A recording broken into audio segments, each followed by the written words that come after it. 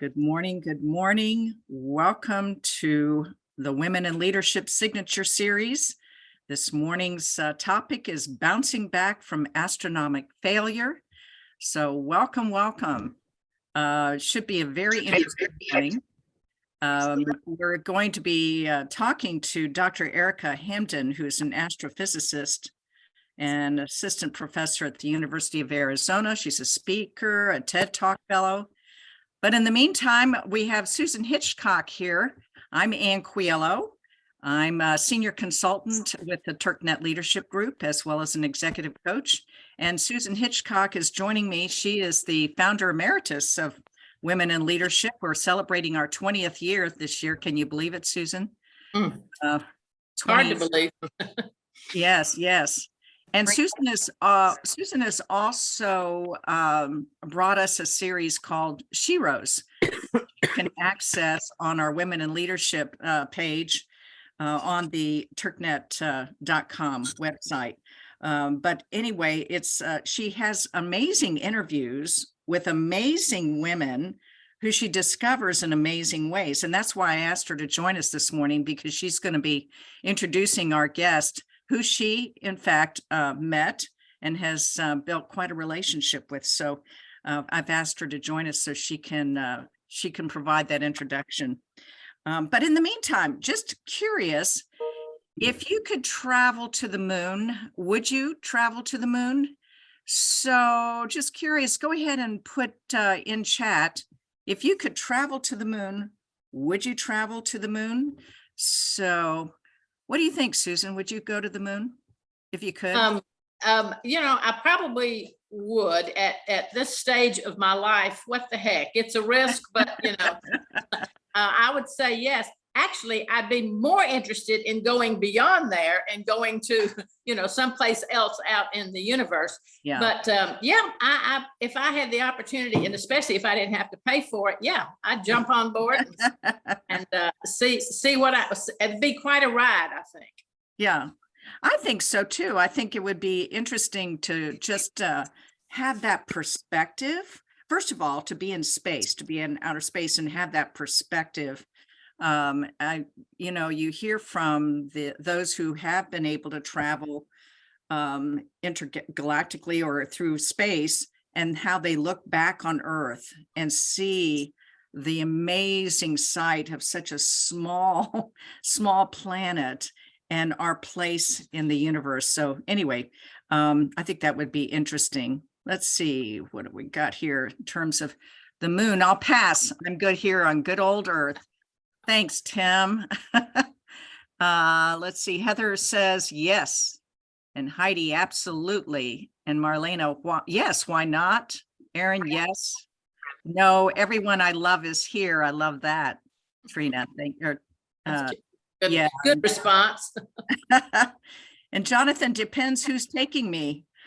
Well, that's a good question. It would depend. You want to make sure you're safe, obviously. And from Jan, I don't think so. So there's a real mixture of responses. I'm thinking that this generation, or the next two generations, will probably be able to travel at least through space, and maybe even beyond. So I think it's going to be interesting to see what kinds of travel that we're able to do. So I asked that question because we're going to be featuring Dr. Ericka Hamden, who is an astrophysicist.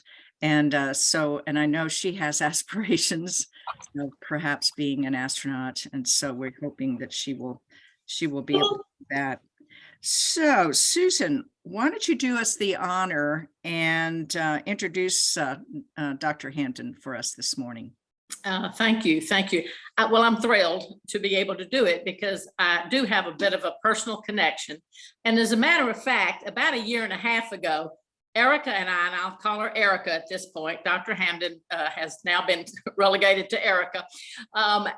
We met on a Caribbean cruise, of all places. She was a guest. I was a guest. She was a guest lecturer. And I saw a topic, and I thought, well, I'll go listen to that. And it was on black holes, of which I knew nothing. She absolutely mesmerized me and the rest of the audience. And of course, I knew immediately I had to connect with her. And furthermore, the thought crossed my mind immediately, we needed to have her as a WIL guest at some point. So here we are. I also had the opportunity to include her in my She Rose profiles or series. So I'm going to take a few notes from that interview to tell you a little bit more about Ericka Hamden. Ericka grew up in New Jersey, and not surprisingly, as early as 7 years old, she was already a big fan of watching PBS shows about the universe. She went on through school, and in high school, she was already dreaming of being an astronaut. That led her to Harvard University, where she got her bachelor's degree in astrophysics and astronomy. So after graduating, she worked for a while at the Harvard Center for Astrophysics. But then, interestingly, and considering she's a very amazing person, she did something equally amazing. So she moved to London and attended the famous Le Cordon Bleu. So she's obviously interested. She's a bit of a foodie. So she got her degree or certificate in culinary arts, and then she returned back to her home state of New Jersey, where she worked as a chef for a while. But after a while, she was drawn back into the universe and enrolled at Columbia University, where she got her master's degree and went on to get her PhD, which she did in 2014. While she was there, NASA awarded her an Earth and Science Fellowship. It's just one of many, many, many honors and awards that she's received over the years. From there, she did some postdoctoral work at Caltech. And that's where she and her team worked for a 10-year period, more or less, on a project called Fireball 2, which stands for Faint Intergalactic Medium Redshifted Emission Balloon, just in case you're interested. I thought that was amazing. I didn't know where the fireball came from. You are going to hear a lot more about her experience with Fireball today. But I can't finish this interview without mentioning a few more highlights about Ericka. She is, as Ann mentioned, now, and this is pretty recent, a tenured professor of astrophysics and astronomy at the University of Arizona and the Steward Observatory in Tucson. She's been there since 2018. She teaches, she does research, and works on a variety of space-related projects. In 2019, she won a presidential award known as PCASE, and that was one that she was nominated for by NASA. As Ann mentioned, she also became a TEDx fellow that same year and is highly acclaimed for that particular talk. In 2022, Ericka, and this is my favorite, Ericka was among 120 high-achieving women in STEM fields around the country to be honored by the Smithsonian Institute with her own life-size statue. The Smithsonian exhibit was displayed and toured the country. She also serves as ambassador for the If Then initiative, which is all about advancing women in STEM fields and inspiring the next generation of girls, which I am sure it does. Lastly, in her personal time, she does lots of yoga. She's about to be a licensed pilot. And last Sunday, she began a new series called New Frontiers on the Arizona Public Media. So, needless to say, Ericka, you are phenomenal.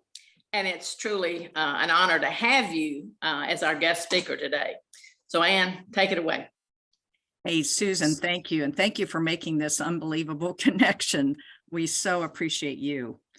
So Ericka, I know it's early there. And so much appreciation for getting up especially early to spend time with us today. So thank you so much. I'm really happy to be here. Oh, that's great. So we like to get to know you. Susan done a great job of introducing you on a personal basis, but we like to get to know you just a little bit better. So are you ready for some rapid round questions? Yes. Okay. All right. So first school science project.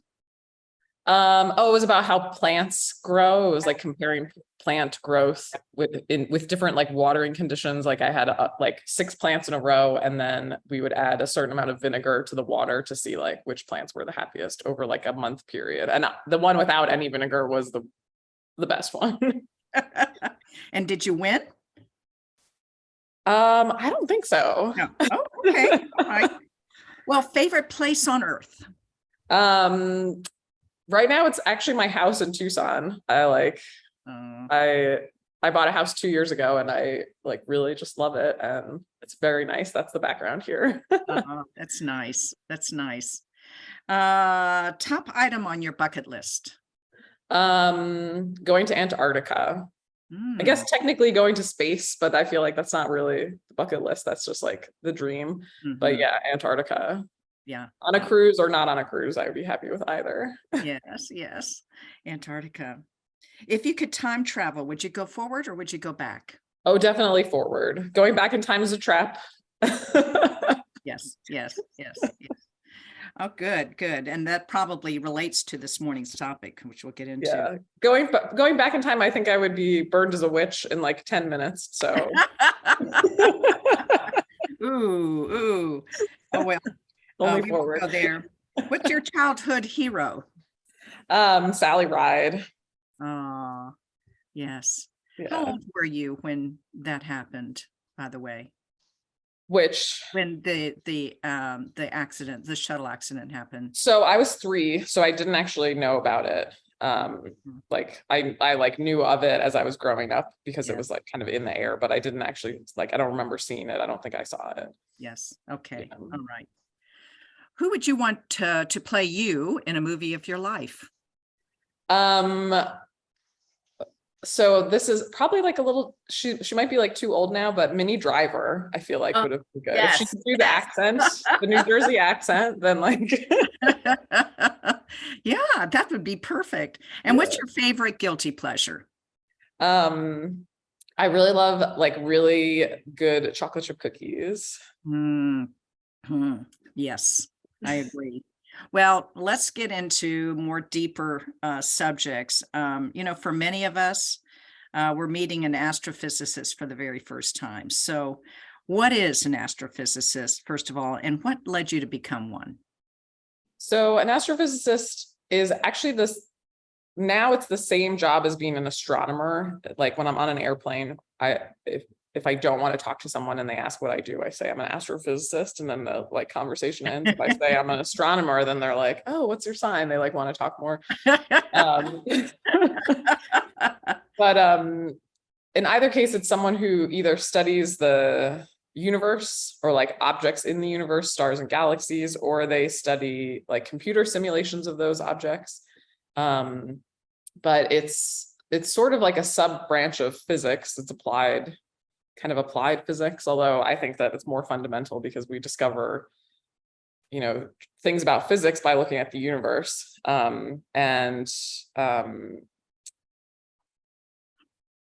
and I have been into space as Susan's wonderful introduction said. I've been into it since I was like 7 years old. When I first learned how to read, my mom told me about the Big Bang because there was a news story about it. And I said, what's that? And she was like, go look it up, because it was the 80s.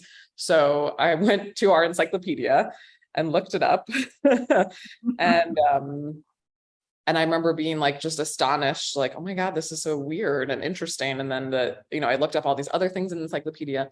And then the encyclopedia at the last volume was an atlas, and the last pages of the atlas was like a map of the solar system and a map of the galaxy and a map of the known universe. And I like remember like looking at that map of the known universe and being like, oh my God, this is amazing. Like it just felt so cool. And I knew that I was like into it, from that moment on. And it's been really a great experience to just like keep traveling that path. And like, here I am today. I'm still thinking about the known universe.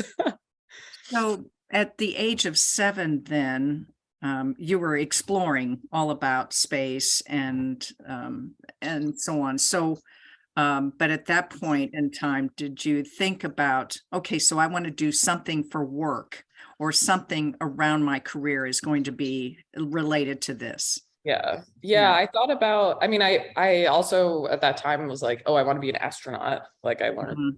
about astronauts.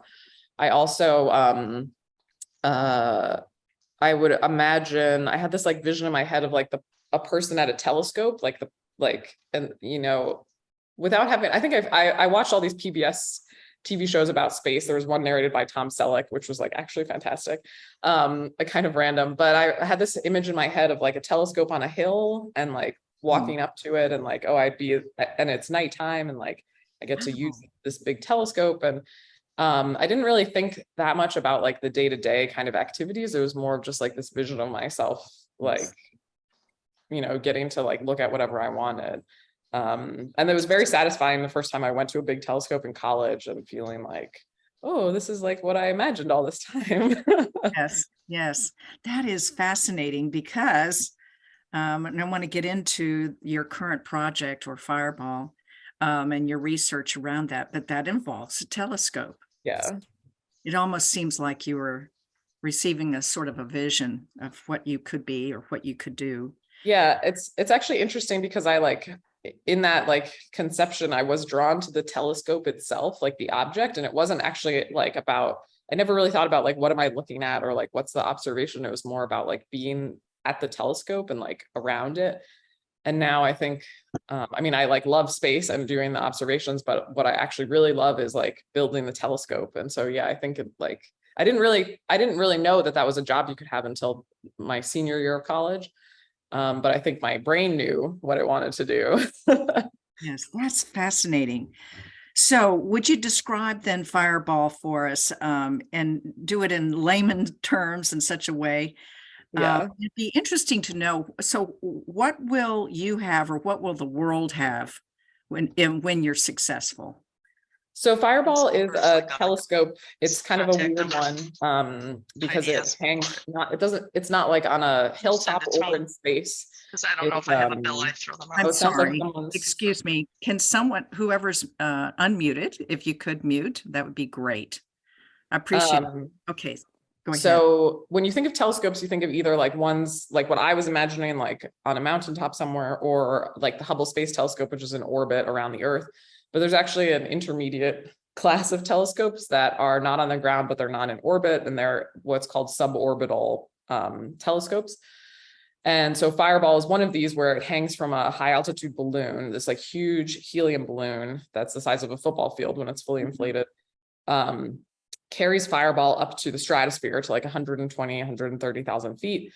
And then we do observations there for one night, basically. And the idea behind Fireball is, so when you look out into deep space, looking beyond our galaxy at other galaxies, you're really looking at only a tiny fraction of the whole galaxy itself. Somewhat unsurprisingly, it's kind of like an iceberg, where like the part that you can see that's easy to observe, in the case of the galaxy, all the stars just make up a small amount of the total galaxy. Like the galaxy itself extends much farther away than what you can just see from the stars. And we think that in this like bigger halo of the galaxy, there's a bunch of basically hydrogen, some of which was formed in the Big Bang and is now like flowing into the galaxy, and some of which was previously in the galaxy and because of various explosions and things has gotten like flung out of it. And the hydrogen in the galaxy's halo is like the key for the survival of the galaxy. Like, will the galaxy continue to make stars in the future? Will the galaxy run out of fuel, and then all the new stars will kind of slowly die, and it sort of ends up as like a dead galaxy. So Fireball's observations is actually not looking at the galaxy itself, but it's looking at the hydrogen around the galaxy to try and map it, which we haven't done because it's really faint. But so the idea behind it is to try and understand, like, for any particular galaxy, like, why does it look the way it does? Why does it have its history of star formation? And if we can link that to, the flow of material in and out of it through the halo, that can sort of help us to understand how galaxies evolve. Wow, interesting. So from what I understand, the hydrogen is part of the creation of stars. Is that right? Yes. Yeah. Yes. So Okay. so stars are mostly hydrogen, and that's Mhm. the Ah, process of turning hydrogen into helium. The fusion is what gives them the energy to shine. okay. All right. But in order to like make new stars in your galaxy, you have to have a reservoir of hydrogen to kind of draw from. Right. And we see some galaxies that have no new stars. All the stars are really old and they have no hydrogen in them. They're kind of like the remnant of a once active galaxy, versus galaxies like the Milky Way, where we're making stars at a pretty good rate, and like there's a lot of hydrogen around that's available for the galaxy. Mhm. And we want stars. I mean, I think so. Like in some ways, studying the universe is like an exercise in like existential dread, because in the long run, like eventually everything stops making stars, whether it has hydrogen or not, and like you end up in this like cold, dead state, which is a bummer. But actually the peak of star formation in the universe was billions of years ago, and we've been like on a decline since then. So we're sort of in this like the universe isn't that old compared to how long it could potentially last, but we're already like over the peak of new stars. And like I feel like stars are the most important thing. That's where all the planets are. That's where all the energy is. Ah, Yeah. well, then it is important. We do want more stars. Yeah. Okay, got it, got it. Well, in your TED Talk, you walked through multiple failures that you and your team encountered along this journey in building Fireball and researching it and so on. And gosh, that had to be expensive, exasperating, exhausting, because it took you over 10 years to build this telescope. So can you recount some of the biggest ones so our listeners get a picture of the depth of failure that you experienced, and even some recent issues in 2022, I believe? Yeah. Yeah. So for a little context, like the projects. So whenever you build a new telescope, you have to do it because there's no other reason. There's no other way to like get the information that you want to get. You're building it because all existing telescopes like aren't sufficient. And for Fireball, we're also trying to demonstrate a bunch of technology. We have a detector, a light sensor that I worked on for a really long time, that is relatively new. It's like significantly better than the previous state of the art. And in that kind of process of like tech development and building something new, there's an inevitable process of messing things up and then trying again, or you don't really understand something and then you try it again. And so for Fireball, I've worked on it since 2008. So now I'm on like year 15 for Fireball. The process of like building the detectors, for example, took like 5 years. I as a grad student, I was working with a team of people at the Jet Propulsion Laboratory, and we were developing these sensors, and I was in charge of like a certain process in the flow of the sensors. And it took a couple of years to like not just figure out the process, but do it in such a way that it didn't actually destroy the sensor when you like put it in the machine to like run the process.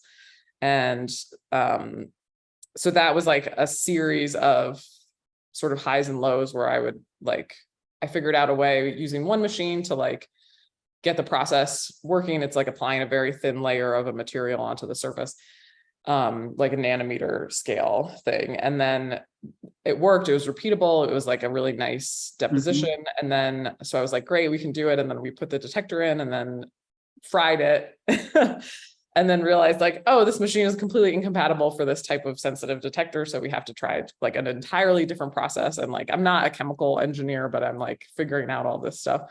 And that at the time I was just like surprised at how long it took to do that. And now I realize like, oh, that's just the way that technology development is. It's like a slow, you're like figuring out all the things that don't work.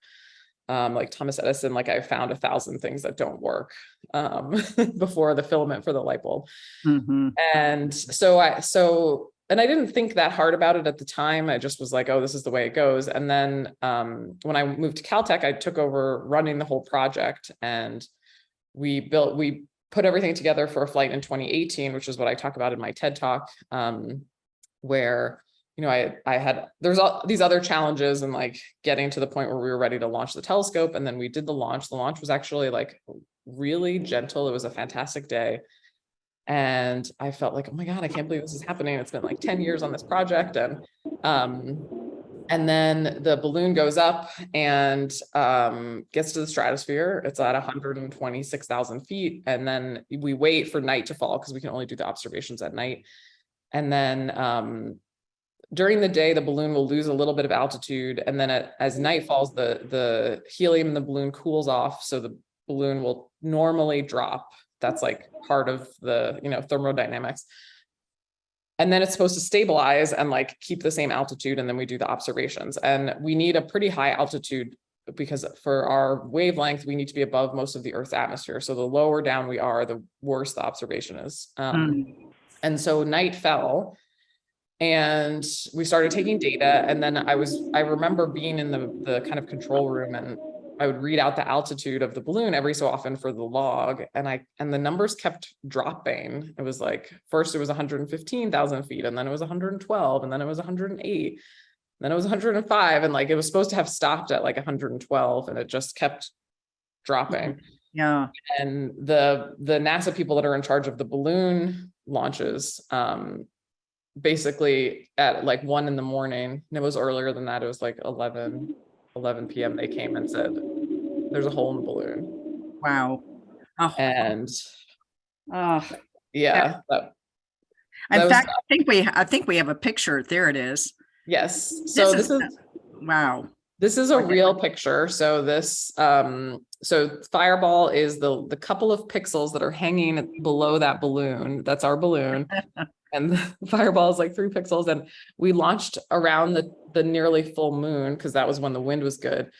And a person in Los Alamos, New Mexico, we launched out of Fort Sumner, New Mexico. So someone from Los Alamos, like apparently his mom called him and was like, hey, what's that weird thing in the sky? And the people, like scientifically inclined people in New Mexico, know that there's these balloon launches that happen. So he grabbed his camera. He like normally takes pictures of birds, grabbed his camera and took these pictures of the balloon and the moon. And then he posted them online. And then someone that I know saw them and was like, hey, I think this is your telescope, because the date was right.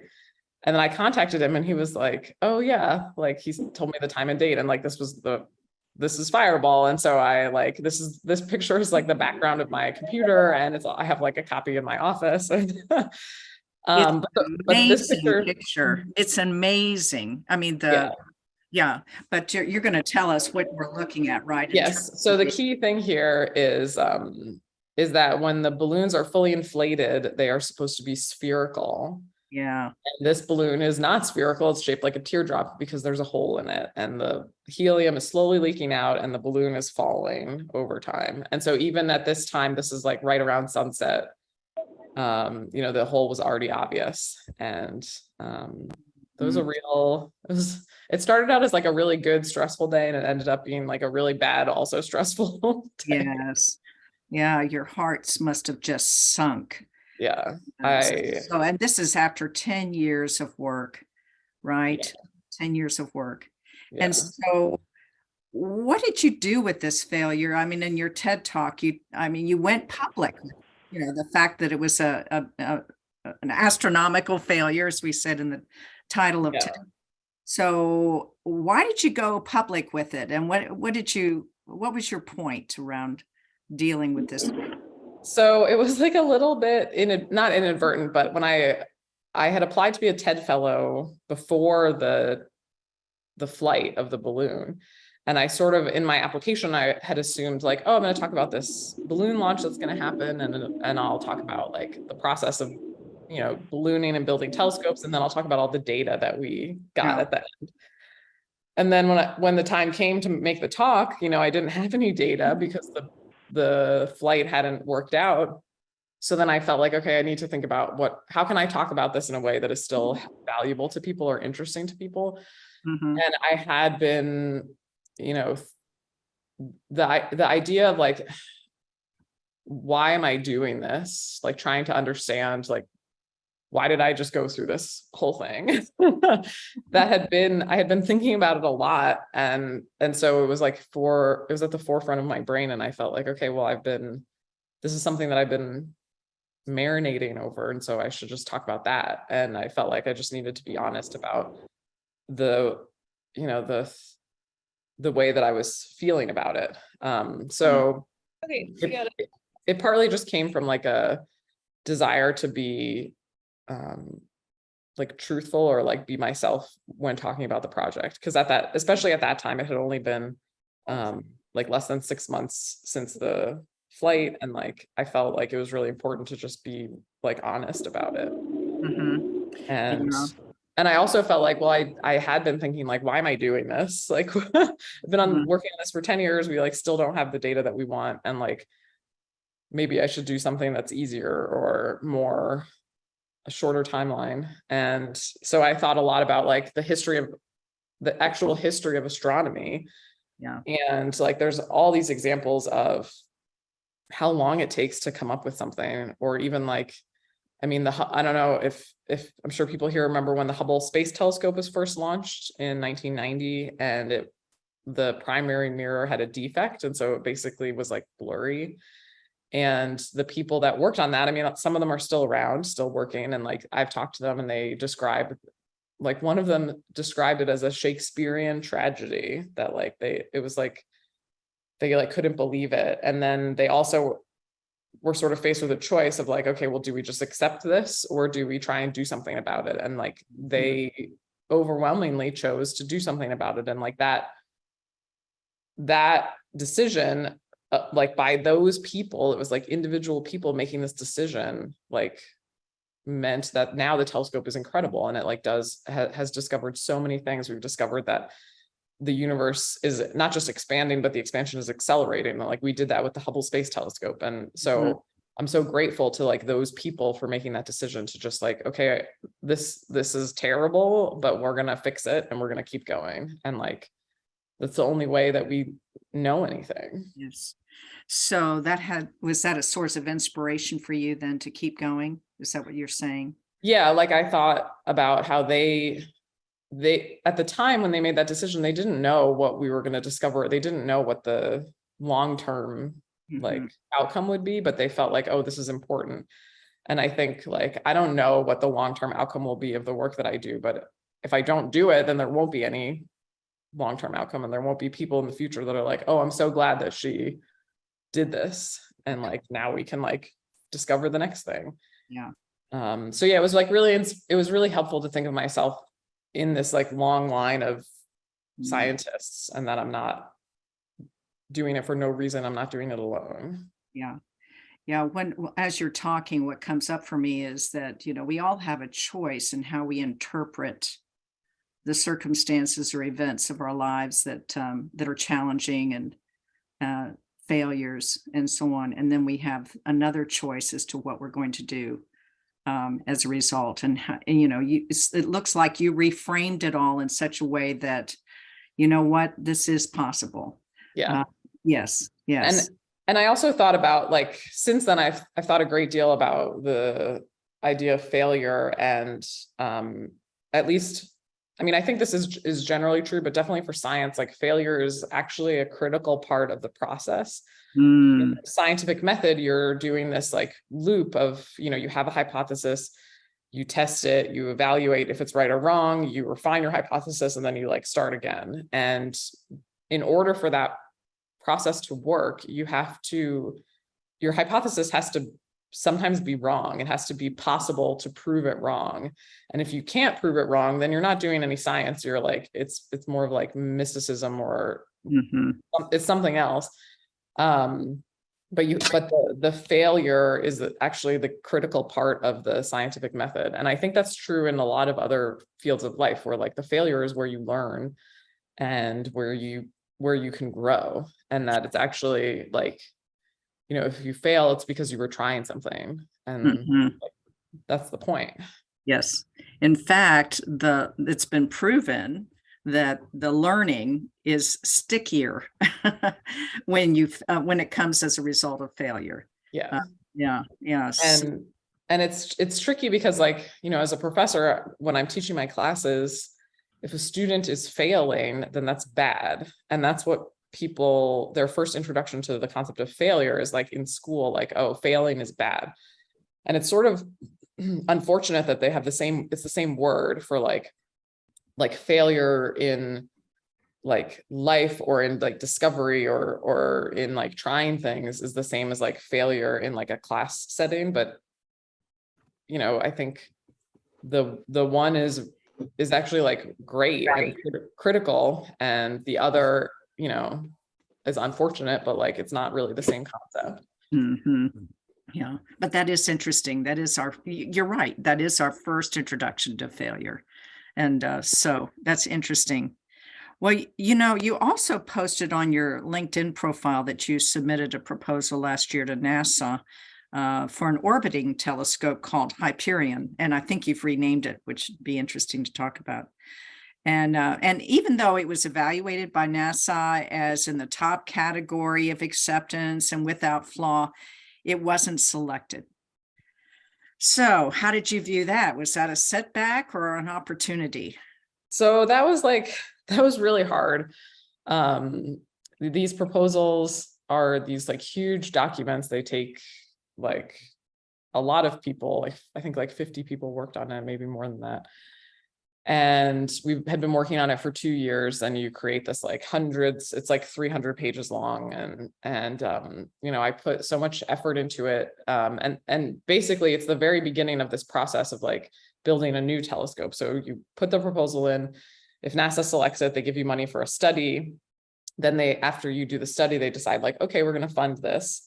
And then you have like, you know, 4 years of building the thing, and then it goes to space, and then it's operating. And so it's kind of like this 10-year timeline. I'm always doing things that take forever.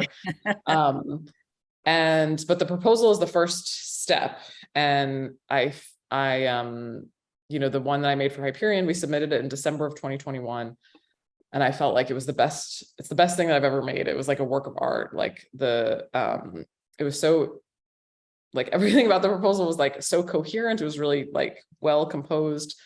The graphics were beautiful. We just spent so much time on it. And, you know, the reviewers liked it. We had no weaknesses. NASA evaluates like strengths and weaknesses and kind of the balance between those two. We had no major weaknesses. It was rated in category 1, but it was sort of just like an unlucky time because there was several other proposals that were also rated category 1. And for a range of like mostly political or like NASA calls it programmatic reasons that they, you know, if there was only one category 1 proposal, then they just pick it and like that's it. But if there's multiple, then they choose between them by saying like, okay, well, we're looking for an X-ray telescope, or we have a slight preference for, you know, this topic. And that sort of didn't work in my favor, I guess. And it was really demoralizing, like to get the call, and the NASA program officer was like, she like makes these phone calls to all these really upset people. She obviously works very hard to just like get it out as soon as possible. But she was like, Ericka, it's category 1, but it's not selected. She like couldn't wait to tell me that it wasn't selected. Pull the Band-Aid off right away. Just to like get it out of the way. And I was like so mad, and I felt like I made a perfect proposal. Like, what more do you want from me? That was kind of the feeling that I had of like, I gave you what you wanted. And I felt like, you know, I'm not as interested in playing the politics angle of things, or of like being like the people who were ultimately selected were much more senior than me. And, you know, one of them had already done a NASA mission. And so I just felt like, well, maybe I'm not the right person. I like need to be an old jerk to like, be selected. And so I spent a couple of months just like not like being really sad. I like cried about it a lot. I felt like maybe I should like do something else. And then sort of towards the end of that, I felt like, the thing that I'm creating is like a work of art. And I do it because I have to, like, it's what the folds in my brain want. I don't know why. They're just like, and people make art because they must. And then they put it out in the world and they don't have any control over how it gets appreciated or not appreciated. Like you have to make it and then like send it out into the world and like, that's it. And so I think of it, the process at least of doing these big proposals is like, I'm like making a work of art for a potentially ungrateful audience, but I have to do it. And if I, all I can control is like how good of a product or how happy I am with what I'm sending out. And like, that's it.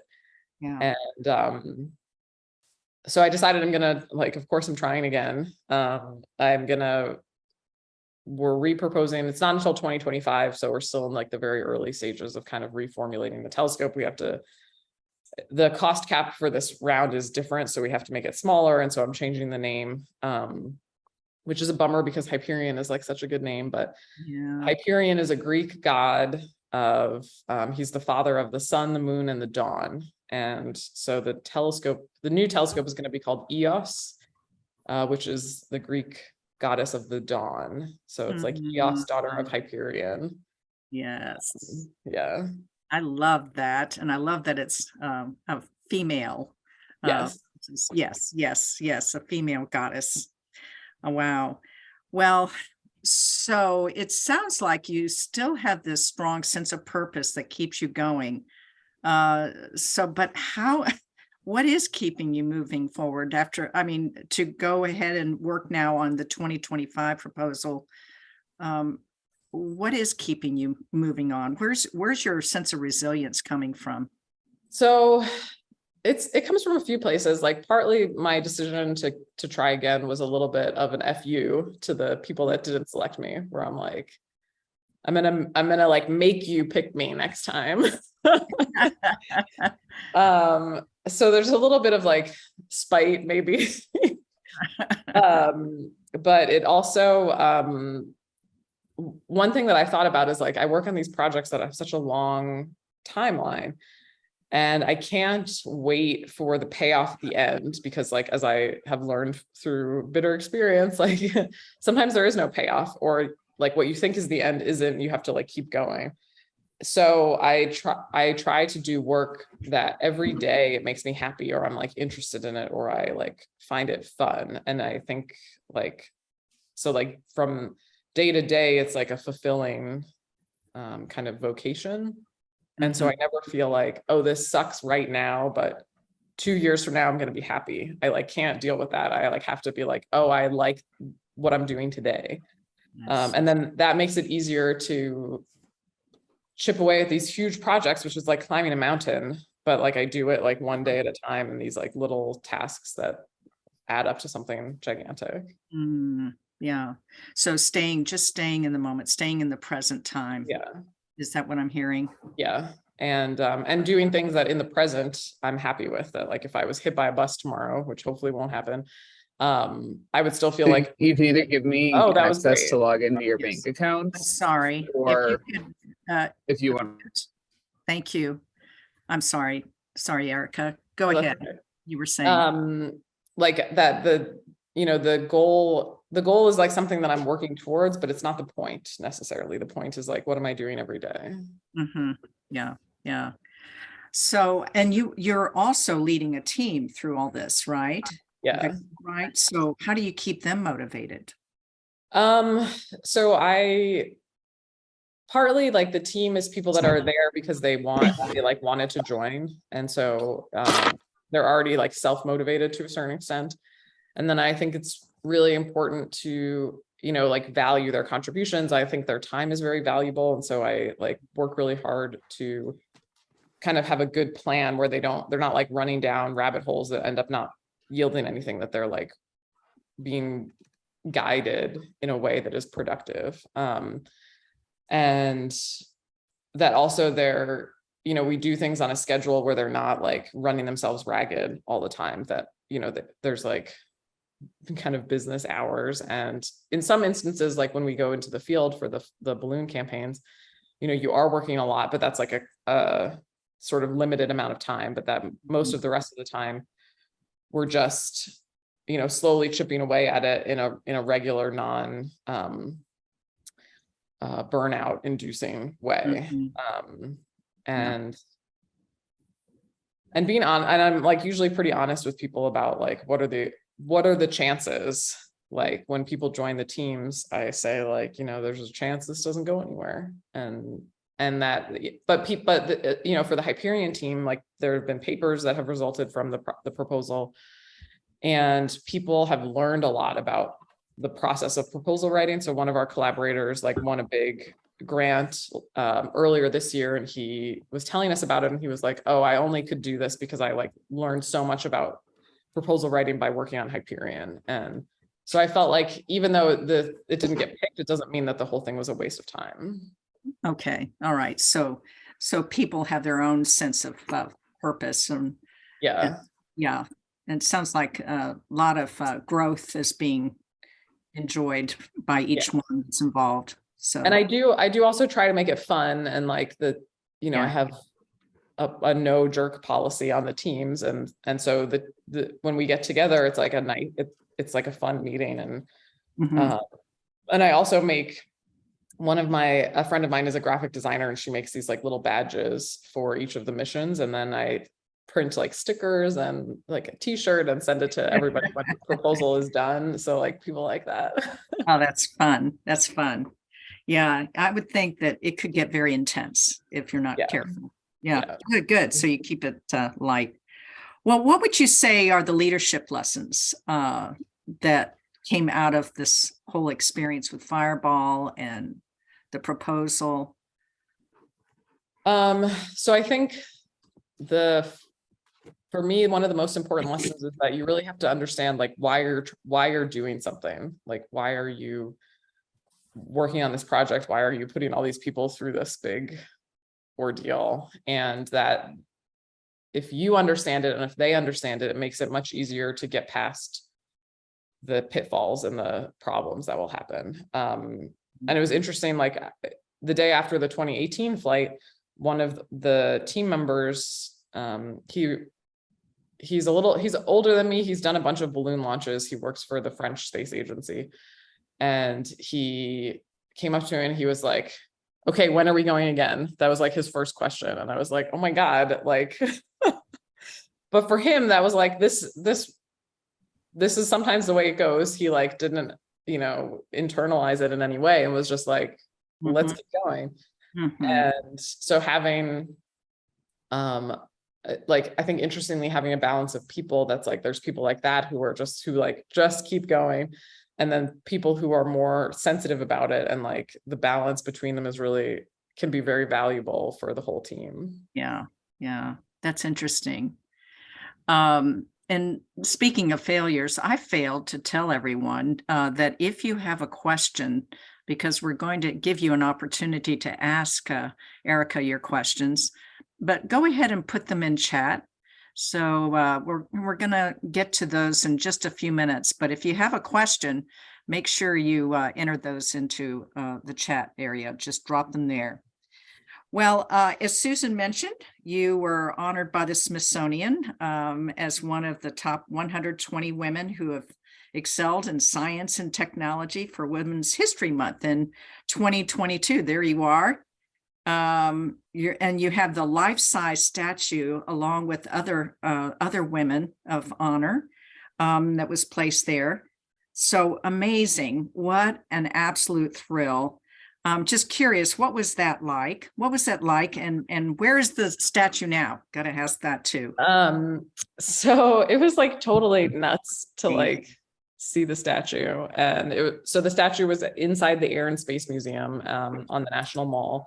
Wow. And I felt like, oh my God, I can't believe like a statue of me is here, like with like, you know, capsules from space missions and like just all this like incredible stuff. And like I have been to the Air and Space Museum like a bunch of times.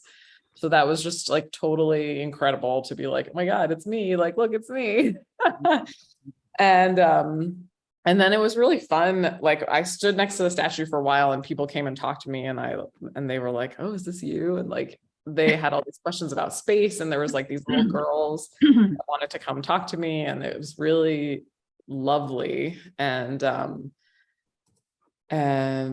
it was also, I mean, it's like the statues were done in response to the fact that there's almost no statues of real women like in America. There's I think in Manhattan, there's one statue of Eleanor Roosevelt. That's the only like actual woman statue. Maybe there's a statue of Joan of Arc I'm not sure. But like in general with statues, it's all men. And so part of this program was like to make statues of women and put them in museums and have them be like displayed on this kind of traveling tour. So that right now the statue is, we're working to have a smaller group of statues go to the MIT Museum in Cambridge, Massachusetts. So for like the ambassadors that have some Boston connection, so they'll be there. And then the program is retiring the statues, so they're 3D printed and it's like a plastic. And some of the statues have been are like a little bit damaged or like it's just they're reaching the end of their kind of life. So they're planning to retire the statues so we can either like have them shipped to our houses or my mom wants the statue. She put it up for auction, raise a bunch of money. That would be cool. Who wants my statue? Who wants a life-size statue of me in their living room? Yeah. That is so. I could put it in my lab. I feel like the grad students would think that was really funny. Yeah. But what a thrill to be named as one of just 120 across the country. I mean, that had to have been amazing.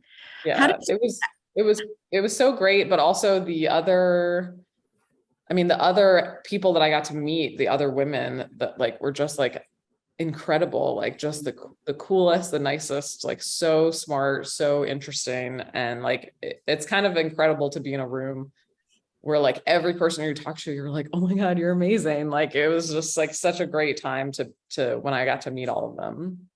Is there a network that's forming from that experience? Yeah, so we have had many opportunities to like work together. We've had a couple of meetups or like in 2019, the program kind of got us all together at a summit in Dallas. And that's when they did the scan, like a 3D scan to create the statues.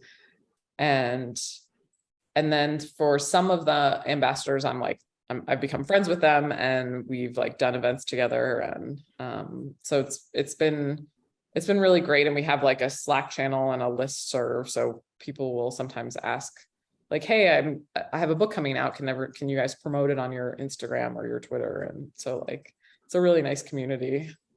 Wow. That's fantastic.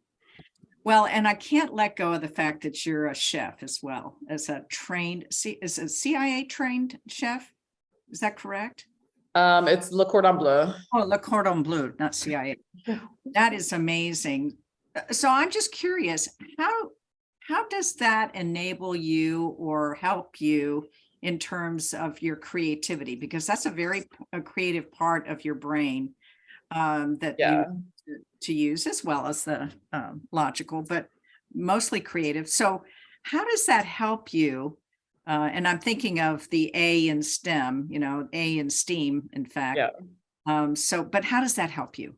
So I think it's the same. I feel like it's the same process. Like my conception of a scientist when I was a kid and thinking about, the person in the telescope was really wrong in a lot of ways. Like science is really collaborative. I give a lot of talks. I'm like always writing things.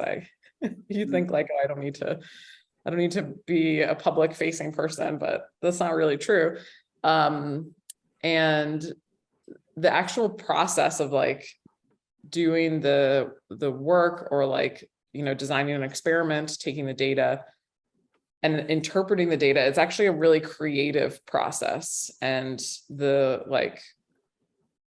closest analog, I think, to the work of a practicing scientist is like creative, artistic work.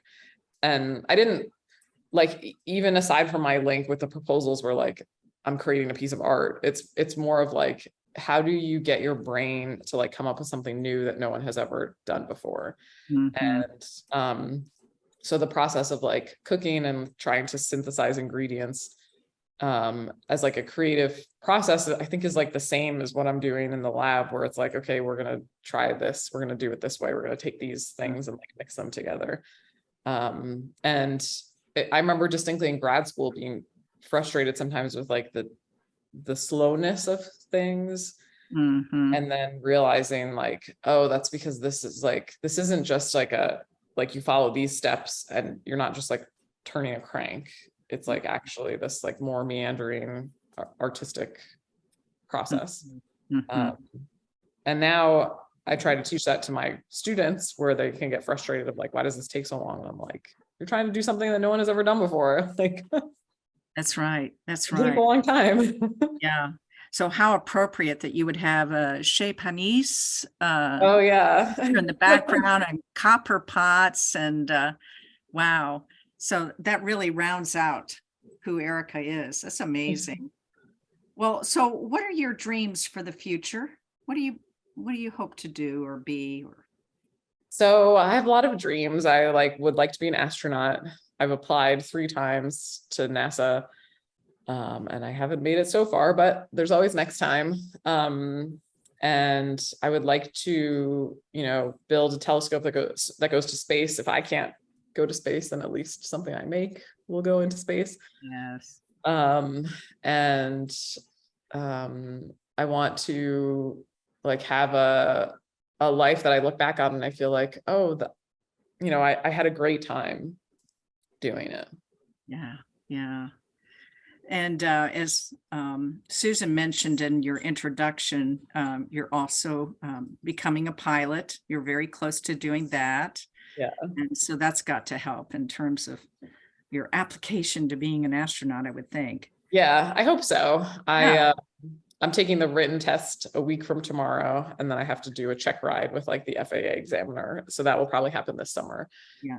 And I think it will help, but it's also something that I like really love doing. Like I had a lesson yesterday in the morning, and at the end of it, I was like, man, that was so fun. It's like fun. And I think that is also really an important part of my life, is being like, oh, I'm having a great time. And I made a note because in our talk or discussion early on, you talked about doing a handstand. What's Oh that yeah. about? So I have this goal that I've been working on since 2018, because everything takes me forever, of being able to do a freestanding handstand, like in the middle of a room, not against a wall, and being able to hold it up. So I've been into yoga for a while, and some of the yoga teachers that I like can do these beautiful handstands where they just like put their hands on the ground and then they like lift their legs up, and it feels like they're defying gravity. And so it's a goal of mine. I have been slowly making progress on it, and it's kind of like, I guess it's like all things that I enjoy, where it's this technically very, very, very difficult thing to do, but what I like is like the like small steps to get Mhm. to get there, and the actual thing is like almost incidental, maybe. Like I've been able to hold a handstand for like a couple of seconds. I want to be able to do it like 10 seconds. But then I think once I do that, I'm still going to be like, okay, like what's the next thing? So I like keep having the kind of path to walk along. Well, you are one determined woman. Proud to know you. So let's go on to our the questions from our listeners. We have so many today that I think it would be helpful to go into the questions earlier. So we have this one. So how excited are you or optimistic about more and more girls or women in STEM fields?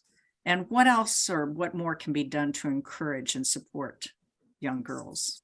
So I'm like a tremendous optimist. I think that like I think about the difference between when I was a little kid and like now, and there's just so much more media that features women doing awesome things across like all kind of fields. And it's not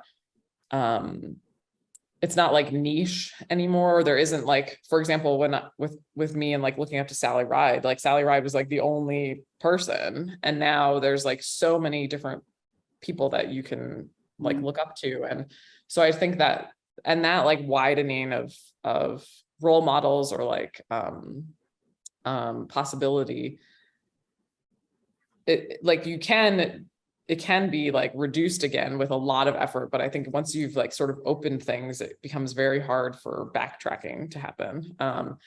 And I think in terms of what else can be done, I feel like there's points along it. There's all these different points for people to kind of like fall out of the system, or like a lot of, well, maybe this is a universal human thing, but every person that I've talked to, like they love space. There's nobody that I've ever met that's like, space is the worst. Like, why do you work on that? And like little kids love space, but then as girls go from like elementary school to middle school, they end up kind of losing an interest or being like forced out of a STEM field because they're told like, oh, girls aren't good at math, or a bunch of dumb stuff. And so I think there's more attention being paid to those points of like, teenage girls need certain encouragement because they're in this environment that is telling them that they shouldn't be a certain way or they shouldn't act a certain way. And I think for me, I'm like generally, especially as growing up, I was like very oblivious as a child, where I like didn't think that hard about other people. I was like very in my own brain. And I think that was good because any signals that I was getting that's like, oh, I shouldn't be in science, I just like didn't even think about them. But I think like the If Then program, the one that did the statues, like one of the objectives is to target those like middle school aged girls, because that's a place where they get diverted from a science interest. And I think like making women who are really good in STEM and who have these like very different, interesting lives, making them more accessible and available, like where you see them in the media, then that also helps. Because then, a 13-year-old girl who loves space, but is in an environment that tells her that like girls aren't supposed to do science, she can see like, oh, here's this woman who does science. Like I can be like her, and she can like keep going without that role model. I think it's much harder for people to like hang on to that. Right. And I think you raised an interesting point about role models being interesting role models, women like you who do yoga, who are flying airplanes, who are trying to do handstands, who are cooking in the kitchen and are a trained chef. So having role models that are more than just, growing up for me, those were the brainy ones, brainy ones that all they thought about was science and math. And that you can be like a three-dimensional person. That's right. That's right. Which most of us women are. Yeah. Yeah. So I have a couple of comments, and I want to still remind folks to put your questions in chat. But failure is a critical part of the process. I love that. And failure is where you can learn and grow. Some great points that you made earlier on. Failure exposes opportunity. I love that idea.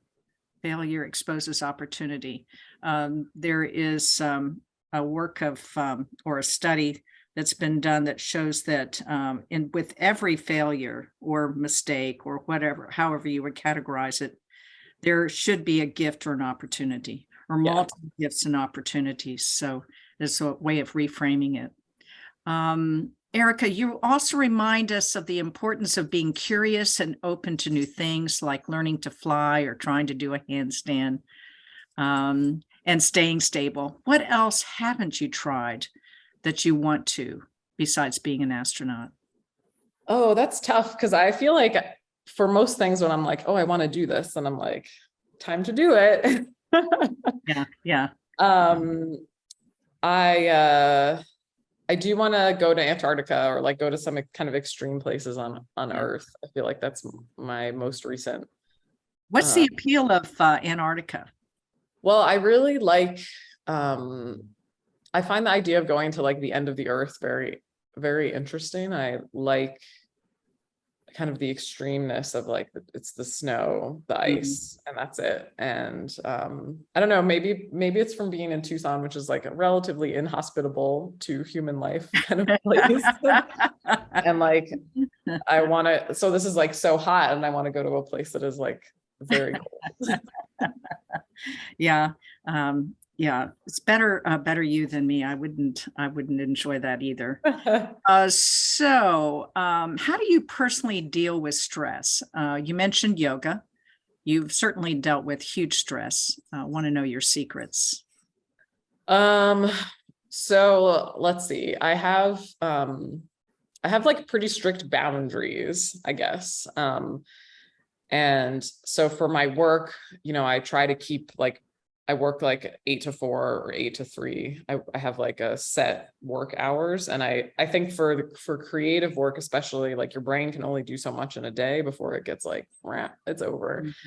And so I don't push like very long hours, because I feel like, well, you're just sacrificing the productivity of the next day. And so I like try to keep things contained in a certain amount of time. And then like, when I'm done with that, I like do my other stuff. I work out, I cook, I like see people. And I think that's really helpful of like keeping that delineation between like the work time and the other time. I also sleep 8 hours every single night. Even like last night when I had to wake up very early this morning, I like go to bed early. And I think sleeping enough is the most important thing that you can do just for your life in general, like sleeping well and long enough. And there are people who I like meet, all the time that are like, oh, I don't need that much sleep. I like do 6 hours of sleep. And I'm like, you are lying to yourself. Like the human body needs 8.5 hours. And there's like a little bell curve around that, but you're not a like 10 sigma outlier. Like you're just not. Right. So I've like structured I've structured my life around like making sure that I sleep enough every single night. And like, actually, I think that makes a tremendous difference. That like, how do I do everything? I just sleep enough. That's, in fact, that's scientifically true. In fact, the brain, while you're sleeping, and it goes through about 3 to 4 cycles. Yeah. Where the little garbage truck is going through and it's removing cleaning everything out. It's cleaning out all of the stuff that you've accumulated throughout the day that's not connected to anything else that's already in your brain. So it's a great way to clean out the cobwebs, as they say. So yeah, great point. Susan had asked, can anyone participate or listen to your new series, New Frontiers? And so tell us a little bit about it. Oh yeah. So that's on, it's being produced by Arizona Public Media, AZPM, and you can watch it online. It's available on YouTube. And the show it's a quarterly show. So we'll do like 4 episodes a year. And the focus is on innovation and like discovery that's happening mostly around the university, like Southern Arizona. And so I'm the host. So I like introduce the segments and then meet with the scientists to kind of talk about like, what are they up to and why is it interesting? And it's really, I'm like really thrilled about the opportunity because, growing up, watching like shows on PBS was really important to me. It was like it was before the internet, and it was one of the only ways that I could like learn new things. And so I'm like really excited about how kind of bringing that like full circle. Yeah. And so can anyone access this, or is it? Yeah. So if you Google like New Frontiers, AZPM, the YouTube link should appear. Okay. So Heather wants to know, which one, Star Wars or Star Trek? And you put Star Wars. Yes, you said Star Wars. I see that. So, yeah, Star Wars would be really, it's so current. All right. So Kim says, well, you have said, you've responded, but just want to let you know that you're such a role model for young women who are our future. I wish my granddaughter could have watched this. Have you written any books? If so, I'd love to read. And you haven't, you said, but. So I have not. I've written a lot of technical papers. But I do have a very active Instagram. I have like 60,000 followers and I post these little videos of like weird things in space. So any and all are welcome to follow my Instagram. And so, yes. So how do you deal with any shame or embarrassment that comes from failure? I know when I fail, I sometimes have had a hard time coming to terms. So how do you have that issue, or what do you deal with? How do you deal with it? Well, so when I was 18, I went to MIT and then I dropped out the day after Thanksgiving. So I like didn't last a semester. I had a terrible time there. It was the fall of 2001. It was like not a great time in the world. And I dropped out and I felt like this colossal failure. I was like depressed. I was seeing a therapist like 3 times a week. It was like a really devastating experience. And now I look back on that and I am like really grateful for that experience, because one of the things that it taught me was that like my parents like drove to Massachusetts and picked me up and took me home, and they didn't care. I mean, they were upset that I was so sad, but they didn't love me any less. They didn't treat me differently. They were like concerned, but they weren't all like, oh, well, you failed at MIT, so we hate you. They were like so supportive. And I learned that like, I am valuable because I exist and not because of the achievements that I make or because of the things that I do. And that like every person is valuable, and it doesn't matter if they ever do anything, like just that you're there and you're existing, like that's important. Like if you think of it in like a cosmic sense, like we live in this vast universe that doesn't care about us. And yet here we are, like that on its own is amazing. And so I've worked really hard to separate like the things that I do from my value as a person, like, and so the failure is a thing that happened, but it's not that I am a failure. And I have worked very hard to kind of believe that and to like feel it. And then when I encounter people who are like, who try to like push back on that in a negative way, I like react like like a supernova. I like will not tolerate it in any way. And I feel like, anyone that I like have a lot of autonomy in my career and in who I work with. And so the people that give me like a bad attitude or want to make me feel bad, I'm like, oh, I'm never talking to you again. Like we're not working together and I don't have to deal with this. Yeah. But like for me, the important thing is to know that like, the things that you do are different from you. Yes. And who you are. Yeah. I'm hearing a lot of self-compassion. Yeah. Yeah. And so, I know that the shame is one of my big deals, and it's important to, what I find, it's important to talk to yourself as though you would talk to your best friend. Yeah. And what would you say to yourself, and normally it's with a lot of compassion. And so, and I mean, going back to your question about leadership, like the idea of like blame in a team is incredibly toxic. And the idea of shame or blame just makes people unwilling to come forward or unwilling to say like, oh, this thing is going wrong. And so one of the things on my teams that I work really hard to instill is that when something goes wrong, like it doesn't matter who caused it. It matters like, how do we fix it? How do we keep it from happening in the future? But that there's never like this person did something wrong. And like, there's never anything like that, because, I'm operating under the assumption that everyone is doing the best that they can. And like, you can't ask for more than that. And if you make someone feel bad or guilty, there's a lot of like feelings that just cause more problems. And so I work really hard to like remove those from the kind of environment. And then, so then self-compassion, you have to like apply that to yourself as well. Yeah. And I have I'm like always very pleased with myself. I like really like myself a lot. And so I think that also helps that I'm like, Oh, I'm awesome. Great. And if you don't like yourself, and it's hard to like other people, Yeah. right? Yeah. So, yeah, fantastic. Great answer. I think that's going to be very useful to a lot of people. So if you had to choose, which is more important to you? Empathy, well, we've just talked about it, lack of blame, emotional mastery, or humility as you work with your team? Oh, that's a great question. That's really hard, because they're all like really valuable tools. Like the humility, one thing, I worked with a professor at Caltech who, he is just like such a smart guy, has like done so much. He's, you know, a Caltech professor. He's amazing.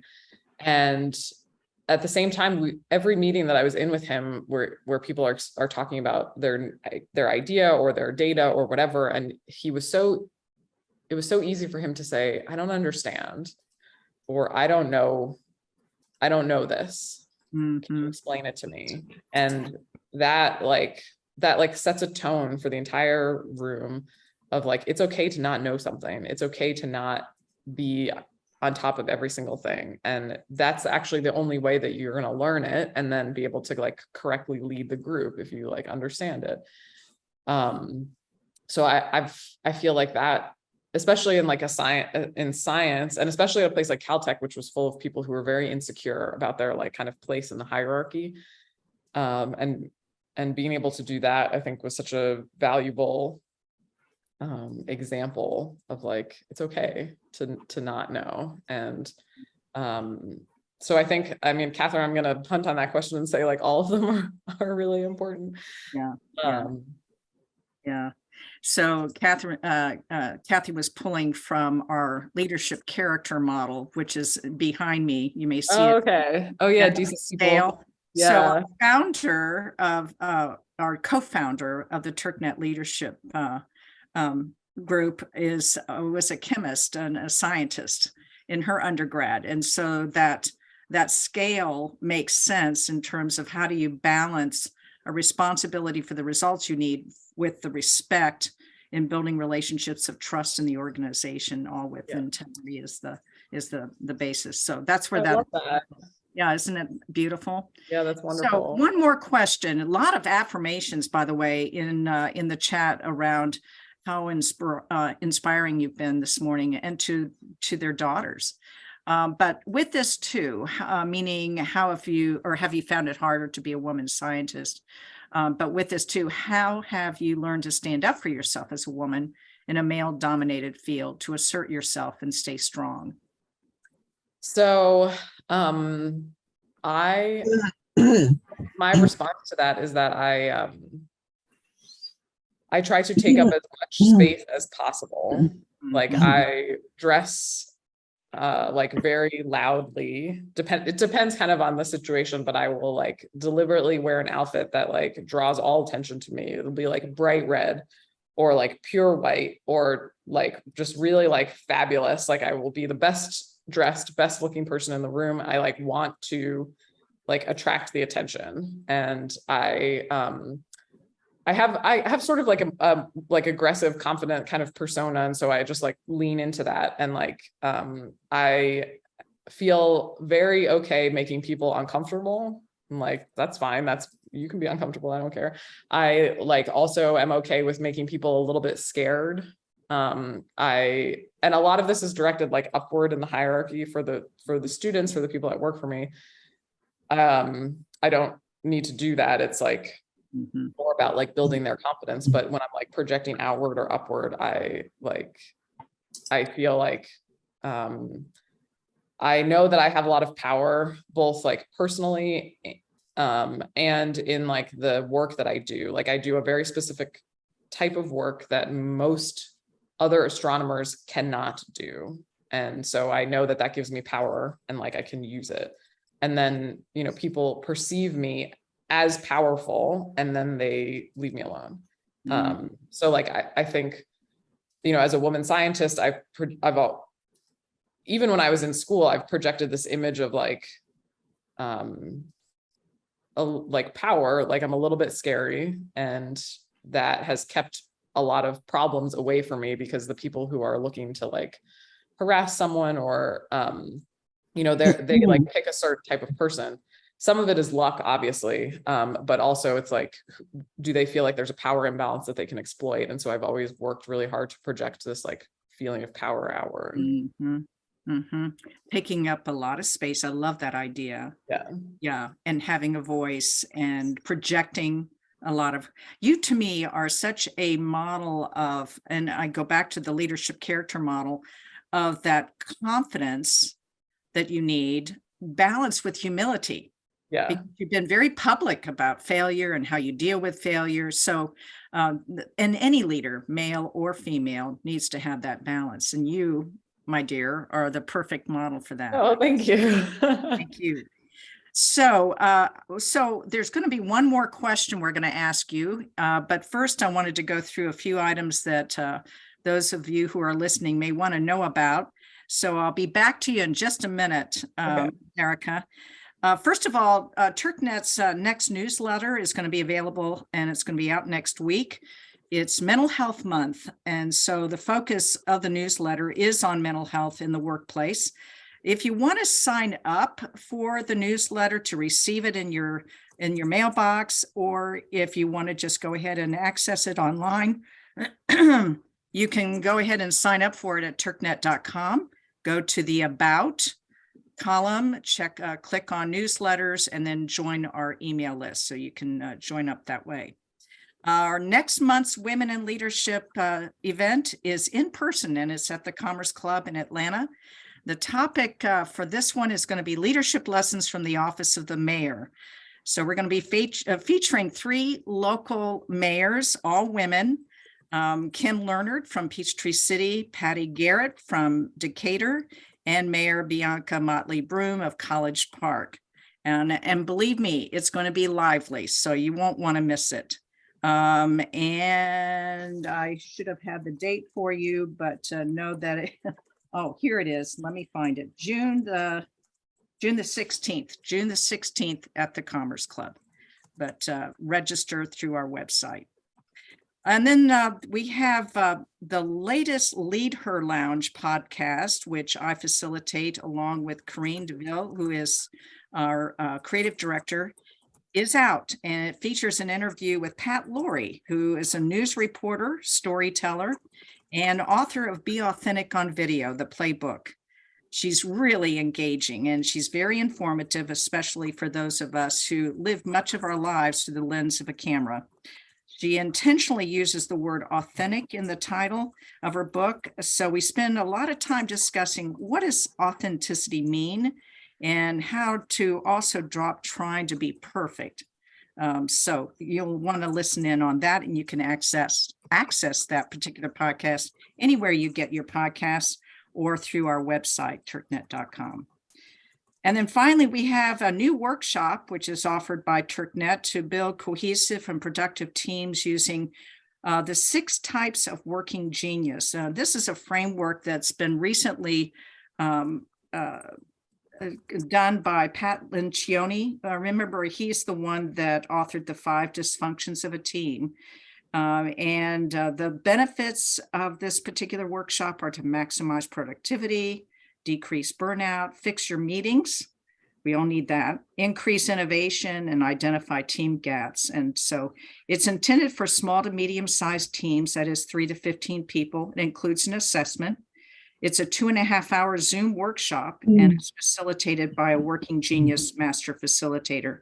If you're interested, contact TurkNet or go on turknet.com and click on Start a Consultation. And we'll be happy to talk with you about next steps. Okay, so back to you, Ericka. I'm really interested in this question.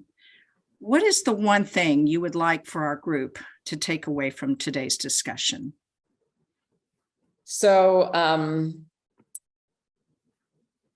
when I think about like, how do I do the stuff that I do over these long periods of time and like with no promise of payoff? And I think about, there's a question in the chat that referenced courage. And there's a quote from a friend's wedding. Her now father-in-law like gave a speech at this wedding, and he said, if you want to be brave, you have to practice small acts of bravery every day. And I think like as you go out into the world, like just try small acts of bravery every day, like try something new and see what happens. And like you can view it if you want as like a little experiment. It's like your own science experiment of like just like push yourself a little bit and see what happens. And I think that you'll discover a lot of great things. Wow. It's almost like get yourself out of your comfort zone. Go out there and try it. Yeah. Bravery. Wow. Well, you're very brave. And thank you so much for being with us today. Thank you so much for having me. This has been so Okay, fun. give me your bell. All right. Well, sorry about that too. Have a great rest of the day. I know you've got a long day ahead of you since you got up so early. Thanks you I'm again. really happy to be here. Thank you so much. All right. Take care. Bye-bye.